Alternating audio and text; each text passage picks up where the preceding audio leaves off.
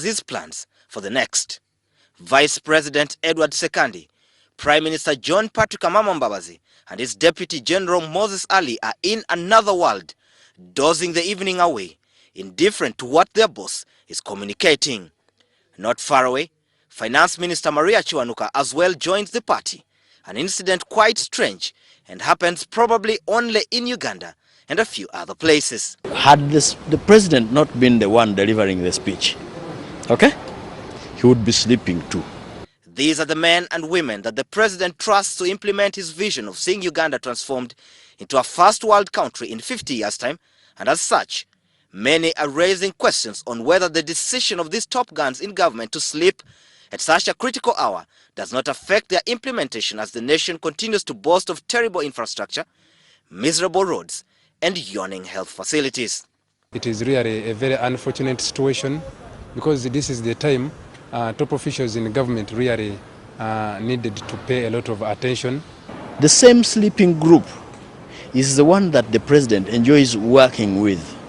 They are all tired, right from the president, the vice president, etc. Those are grandfathers who should, for the few hours they are awake, be playing with their grandchildren. As political leaders, they spearhead the transactions in ministries that are supposed to translate into effective service delivery.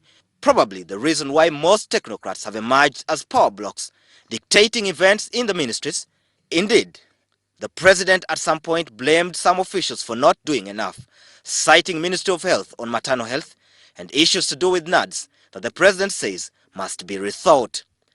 Billions have been swindled from the Office of the Prime Minister, Ministry of Finance, Ministry of Public Service and other government agencies, and as such, a joke has emerged that the money is often stolen as the political leaders retreat to slumberland.